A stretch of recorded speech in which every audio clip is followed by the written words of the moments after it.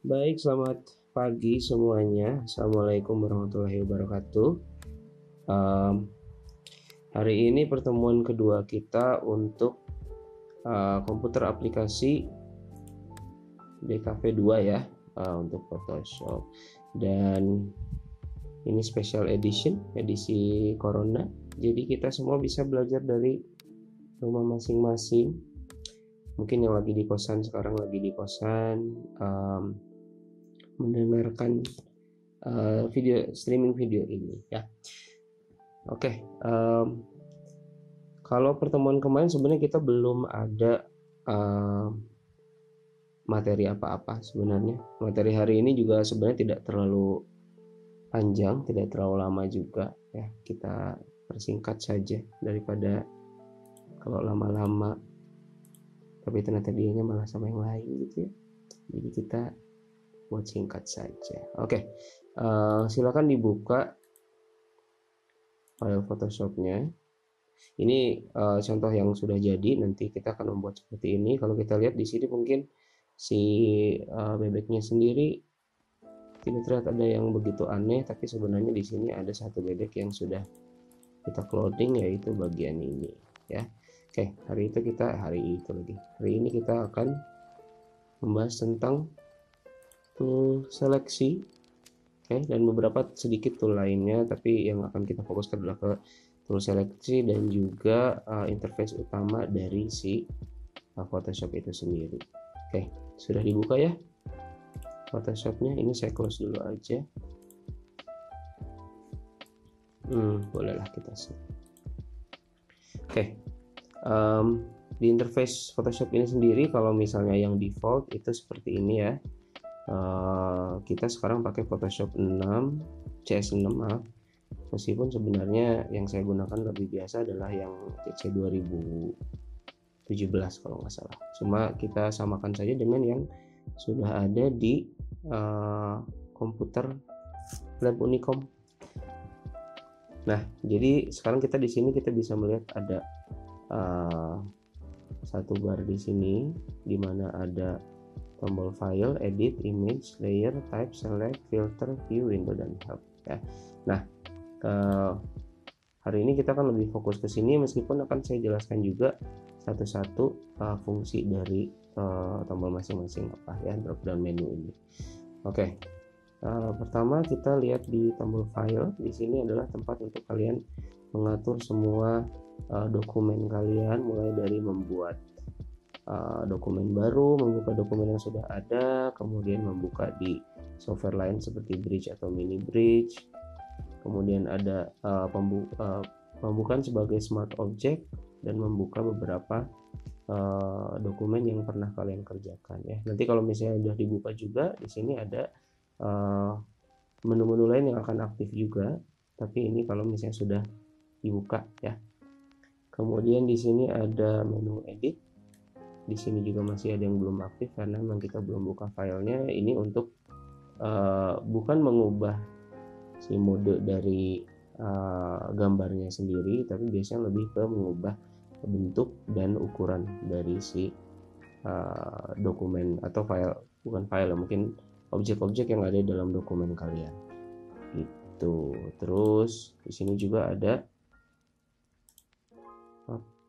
menu image. Nah, ini yang dimana kita akan lebih banyak memanipulasi warna dan tingkat kecahayaan.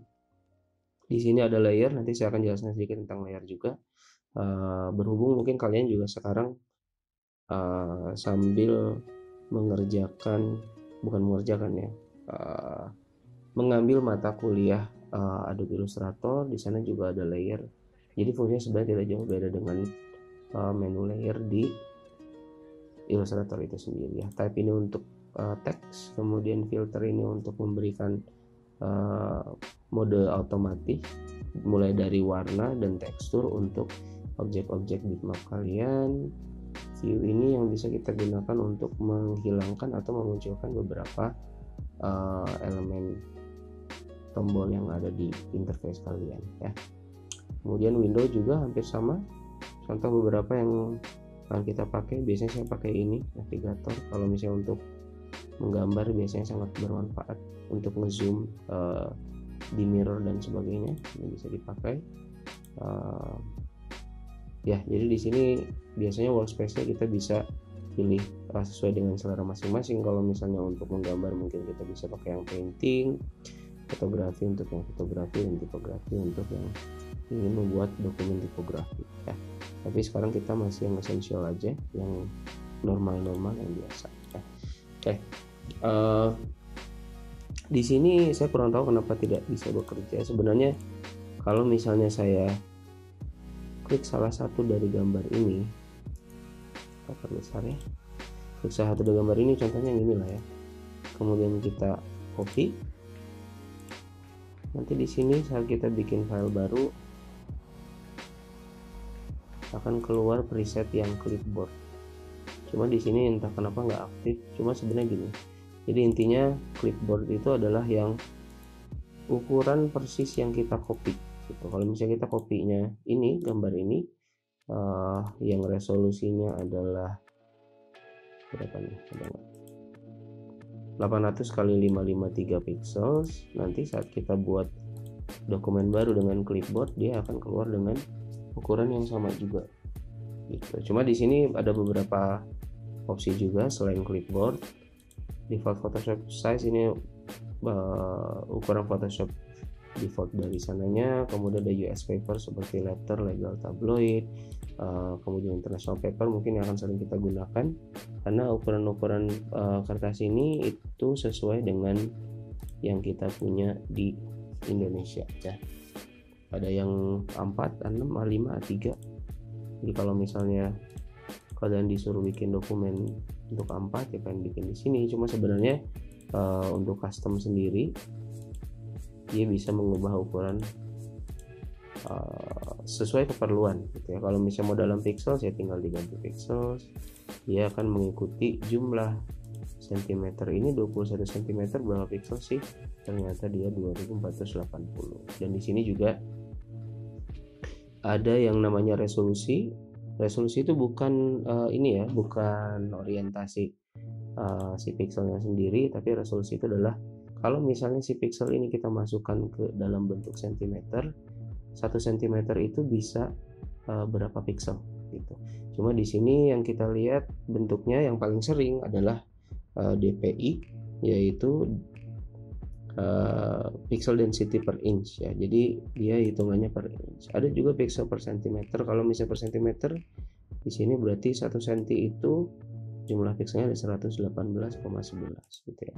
Tapi kalau kalian memang bekerja dengan pixel, biasanya itu nggak akan terlalu berpengaruh, karena ya emang dari awalnya udah pixel, berarti nggak akan terlalu dianggap si ukuran centimeter ya. Lalu di sini juga selain itu ada color mode-nya ya, yang biasa kita gunakan biasanya 8 bit untuk RGB color, dan ada background-nya. Sebelum kita mulai biasanya ada layer pertama yaitu layer background, biasanya sih pakai warna putih, tapi kita bisa juga pakai warna-warna yang lain ya. Oke, ada color profile di sini macam-macam.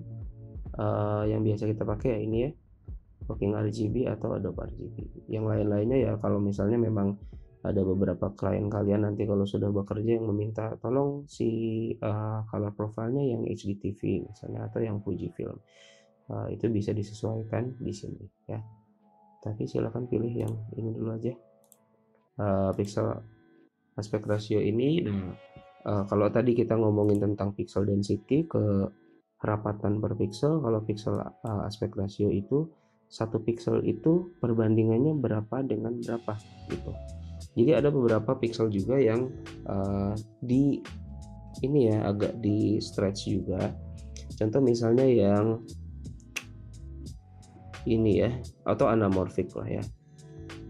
Divisi Pro ini 1,33, maksudnya berarti lebar dari satu kotak pixel itu 1,33-nya dari tingginya. Jadi kalau kita kan biasanya pakai ini ya, square pixel. Kalau square pixel berarti ya 1:1 aja lebarnya satu kotak ke atasnya juga, ke atas dan bawahnya juga satu kotak gitu.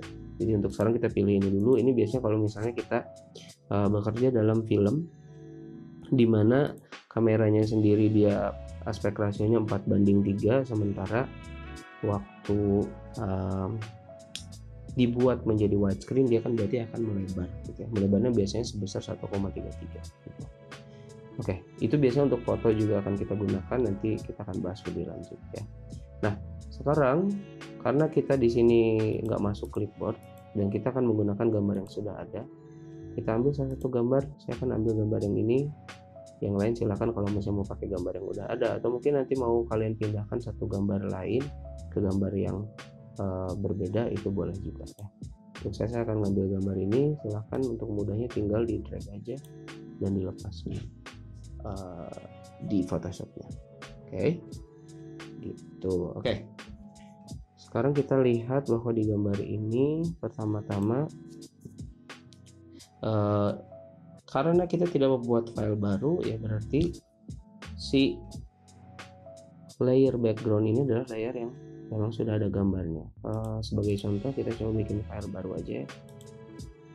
Layer baru itu background, tapi kalau misalnya kita masukkan file yang sudah ada, dia akan masuk ke atasnya. Sementara karena tadi kita drag gambar yang sudah ada, akhirnya layer backgroundnya menjadi gambarnya itu sendiri, gitu ya. Nah, kalau kita lihat di sini ada tombol, bukan tombol ya, ada icon kunci. Itu berarti si layer ini masih lock. Artinya kalau misalnya kita menggerakkan layer tersebut, dia akan ada peringatan seperti ini ya. Could not use the move tool because the layer is locked. Nah, cara mudahnya adalah memberikan nama kepada layer ini sehingga layer itu sendiri menjadi tidak terkunci. Kita kasih nama apa ya? Bebek banyak. Klik OK, akhirnya si layer yang sudah ada nama kita gerakkan bebas. Oke. Sebelum kita lanjut, ada baiknya kalian mengklik tombol ini dulu nih, yang ada di kiri atas. Namanya Show Transform Controls.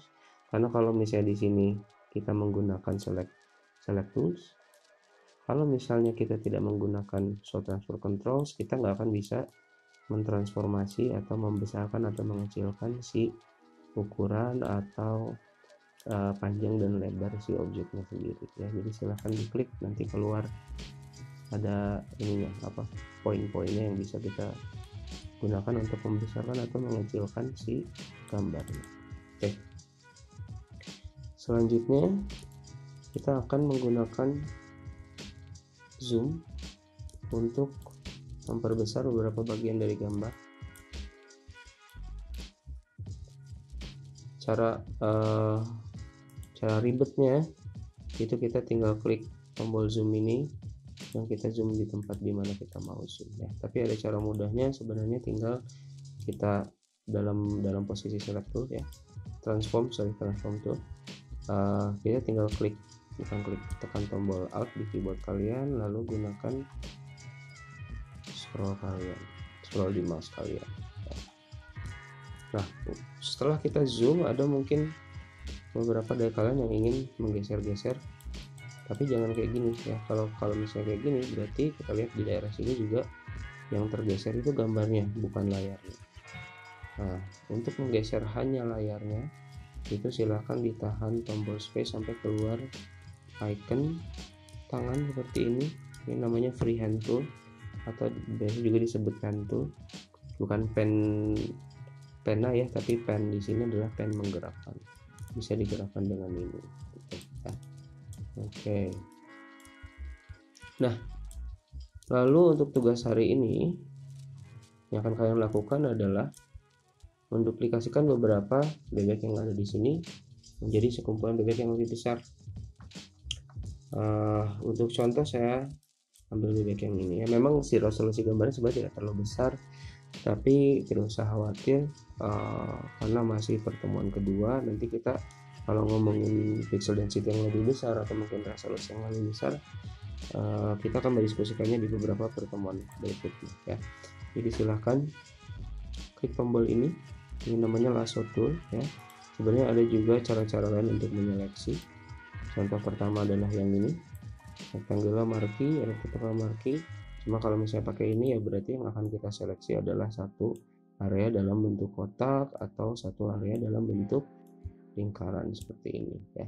Nah, yang kita mau sebenarnya kita hanya ingin memindahkan si bebeknya aja, berarti yang kita klik adalah ini. Untuk melihat beberapa opsi lain di tool kalian, itu tinggal ditahan di tempat dimana ada tanda panah miring ke kanan bawah ya.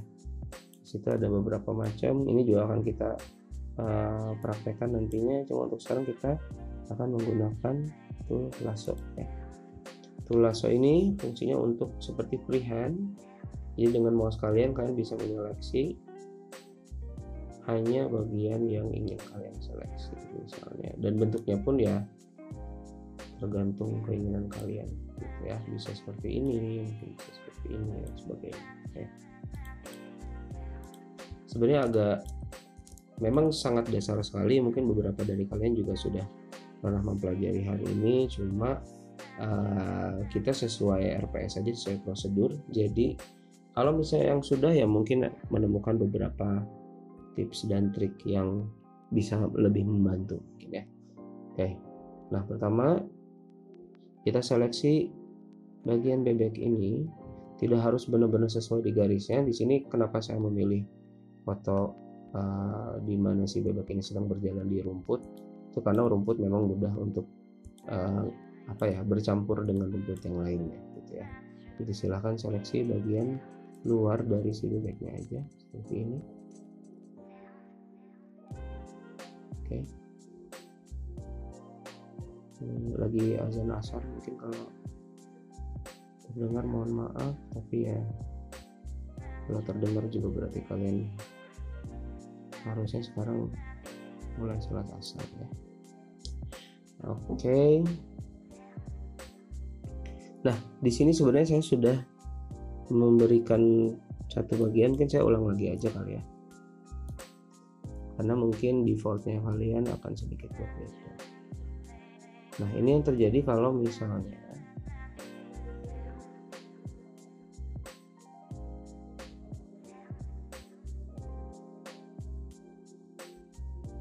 kalian menggunakan mode default, yang akan terbentuk adalah sesuai dengan settingan kalian di sini ya.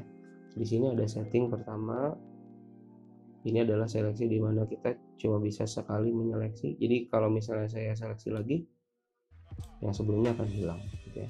Jadi kalau misalnya kita tekan tombol ini, yang sebelahnya dia akan menambah dari seleksi sebelumnya. Kalau misalnya ini dia akan mengurangi dari seleksi sebelumnya. Yang ini dia akan memberikan crosscut gitu ya. Jadi di bagian dimana tidak terseleksi ya akhirnya muncul seleksi, di bagian yang sudah terseleksi akan menghilangkan seleksi. Jadi seperti ini ya. Oke, sekarang kita balik lagi. Nah, di sini juga ada mode feather. Feather ini mode dimana dia tidak akan menggunakan garis pinggir yang terlalu ketara gitu ya. Apa sih kentara ya? Ketara atau ketara ya? Itulah ya.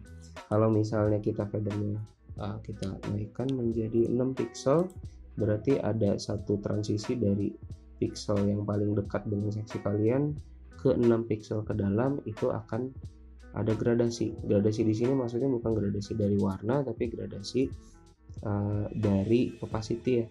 Jadi ada bagian di mana dia hilang, kemudian pudar, sampai bagian di mana dia jelas gitu ya. Saran saya kasih 6 aja karena di sini kan si pixelnya juga nggak terlalu besar ya. Jadi silakan masukkan 6 di value-nya dan mulai menyeleksi bagian si bebek.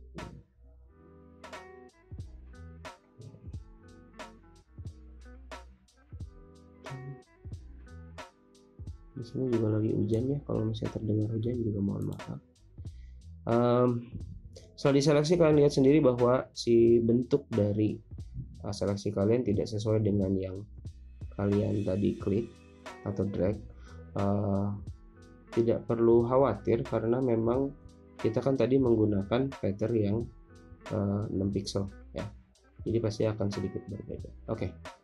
Kemudian setelah ini kita lihat di kembali lagi ke tool yang ini namanya bukan selection tool kalau nggak salah, di sini tuh transform tool, yang selection tool yang ini.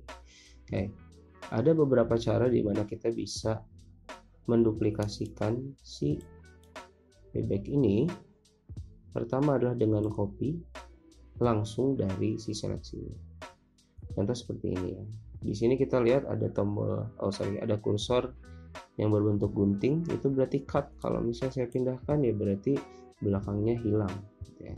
Di sini kan yang kita mau adalah menduplikasikannya, berarti kita tekan tombol Alt seperti ini, akan muncul dua tombol panah ganda, yang satu hitam yang satu putih. Nah itu silahkan diklik kemudian di drag ke sini. Nah, ini salah satu contoh ya, tapi jangan dulu deh karena di sini ada kelemahannya. Kita lihat di sini bahwa layernya ternyata tidak bertambah. Apa yang terjadi saat saya coba menghapus pinggiran-pinggiran di sini untuk menghaluskan?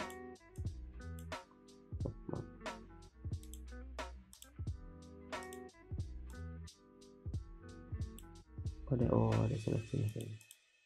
Oke. Saat saya menghapus bagian ini, maka yang terhapus adalah gambarnya secara keseluruhan. Berarti kita jangan menggunakan metode ini untuk mengcopy si gambar. Kecuali kalian tahu bahwa yang kalian copy pasti langsung benar dan nggak harus diubah-ubah lagi, gitu ya. Oke, silahkan klik edit, kemudian undo ya bahasa Inggrisnya. Dan salah. Nah, di sini kita lihat Ctrl Z adalah bukan keyword ya, apa ya? Hotkey-nya. Step backward itu Alt Ctrl Z. Nah, kalau undo itu kalau misalnya kita tekan Ctrl Z, dia akan mengulang sebelumnya, tapi kalau kita tekan Ctrl Z lagi balik lagi ke yang tadi ya. Jadi kurang efektif kalau kalian memang ingin mundur beberapa langkah, itu tinggal tekan Ctrl Alt Z ya. Jadi setelah dia mundur satu, dia akan mundur lagi sampai ke bagian yang kalian inginkan. Tadi kan kita sampai sini ya, sampai kita menyeleksi si bebek yang tadi. Lalu gimana caranya biar si bebek ini kita bisa copy tapi dia tidak menghilangkan background yang sebelumnya, tidak mengganggu layer yang sebelumnya ya. Caranya adalah dengan mengcopy via layer. Oke. Nanti kita akan membahas sedikit tentang layer di sini. Pertama-tama kita klik kanan di bagian yang sudah terseleksi. Nah, di sini ada yang namanya layer via copy ya. Silahkan kalian klik. Nah, di panel layer ini kita melihat bahwa ada satu layer tambahan di atas layer yang sebelumnya. Oke, sedikit penjelasan tentang layer ya. Layer ini bisa dipindah-pindah dengan cara mengklik kemudian mendragnya ke atas atau bawah. Apa perbedaan di antara layer yang ada di atas dengan layer yang di bawah? Sebenarnya hampir sama dengan kalau misalnya kita melihat bangunan atau mungkin melihat objek dari depan atau belakang ya. Intinya yang paling atas adalah yang paling dekat dengan mata kita. Kalau misalnya dia diletakkan di belakang dan ada objek lain di depannya, maka objek yang ada di layer terbelakang itu akan terhalang oleh objek yang di depan ya. Sebagai sedikit contoh, mungkin kita buat dua layer di sini. Layer 2 akan saya isi dengan warna hitam contohnya. Lalu layer 3 akan saya buat lagi satu warna lagi dengan warna merah ya. Tadi masih pakai yang ini. Akan saya buat warna merah di layer 3-nya. Oke.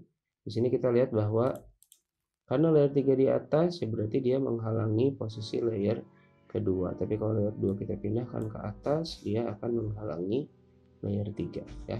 Cukup mudah dimengerti. Oke, sekarang kita kembali ke gambar bebek yang sebelumnya.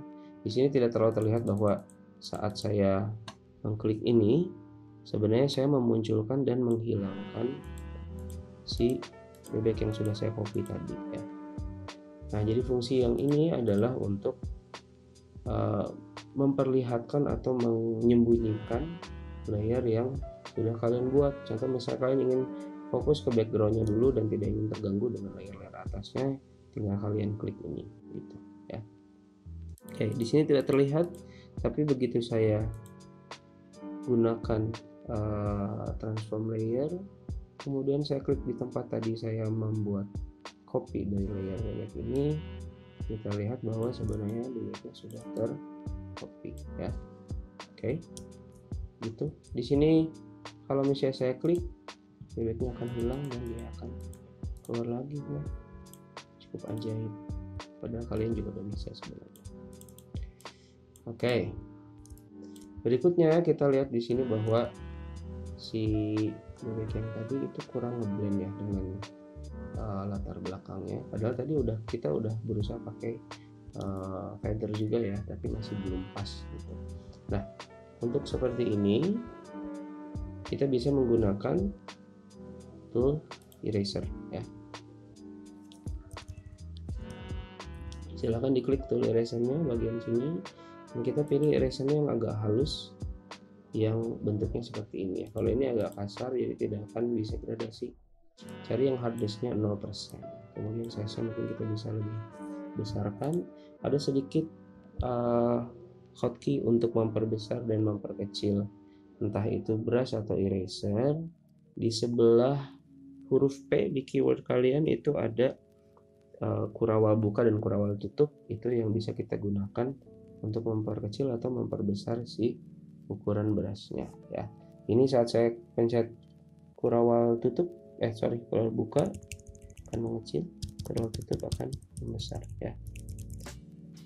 Sebenarnya tidak akan terlalu bermasalah kalau misalnya kalian memang sudah punya tablet sendiri, tapi kalau misalnya belum punya ya silahkan gunakan ini ya.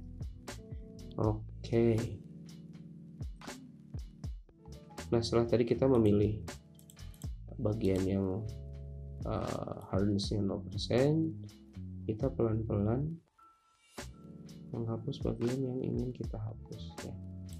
Kalau misalnya agak sulit ya berarti kita perkecil saja si brushnya. Bagian ini juga ini agak kecil, jadi kita buat lebih kecil. Bagian ini juga, jangan hapus bayangannya ya, karena kalau bayangannya hilang juga jadi kesan realistisnya hilang juga. Jadi ini saja pinggir-pinggirnya aja. Oke, kalau dari jauh sih sebenarnya cukup meyakinkan ya. Cuma mungkin kalian akan harus sedikit memperbesar ukuran si bebek ini, karena kan dia ceritanya kalau di bawah sini berarti lebih dekat dengan kamera ya. Jadi agak diperbesar saja dengan cara menekan transform tool, dan di sini ada yang bisa kalian gunakan. Kalau misalnya kalian tidak menekan shift akan seperti ini, jadi panjang lebarnya tidak akan konsisten. Tapi kalau kalian tekan shift, mau kalian gerakan seperti apa juga akan tetap konsisten gitu ya. Mungkin ukurannya sekitar sebesar ini kalau lebih dekat di kamera. Dari jauh sudah kelihatan cukup meyakinkan, tapi sebenarnya ada sedikit perbedaan di mana bagian ini agak ngeblur, sementara si rumputnya sendiri cukup detail ya. Ini juga akan menggunakan salah satu tools yang akan kita bahas lebih lanjut, yaitu sharpen tool. Silahkan klik di sini di bawahnya paint bucket tool, yang gambarnya kalau misalnya di default yang ini ya, gambar tetes air, cuma kalian ganti ke gambar yang ini, lalu akan keluar sharpen tool seperti biasa. Kalau misalnya kalian besar atau kecilkan si ukuran berasnya, tinggal pakai kurawal buka kurawal tutup ya. Di sini kan kita melihat bahwa si bebek ini lebih dekat ke kamera, jadi akan kita tajamkan gambarnya sedikit dengan cara dibuat seperti ini ya. Akhirnya kita bisa lihat bahwa gambarnya jadi terlihat sedikit lebih tajam ya. Oke. Nah, jadi tugas kalian untuk minggu ini yang akan saya terima paling lambat sampai hari Senin depan aja ya, karena Selasanya kita akan mulai materi baru. Nanti tinggal kalian kirimkan lewat email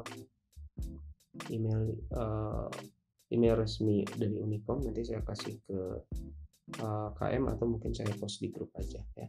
Tugas kalian adalah menduplikasikan bebek-bebek yang ada di sini dengan menggunakan metode seleksi tos seperti tadi ya. Kalian bisa gunakan gambar yang ini, atau mungkin kalau misalnya kalian ingin memadukan satu gambar ke gambar lain, itu bisa juga dengan cara mendrag si bagian yang sudah terseleksi ke bagian yang kalian sedang kerjakan ya. Jadi begitu kalian sudah drag, itu pasti akan masuk ke dokumen yang sedang kalian kerjakan gitu. Dengan cara yang sama dengan sebelumnya, silahkan digunakan lasso toolnya, ini cepat aja ya, gunakan feathernya, kemudian layer via copy yang sebelumnya tinggal dihilangkan, dia akan masuk ke gitu ya.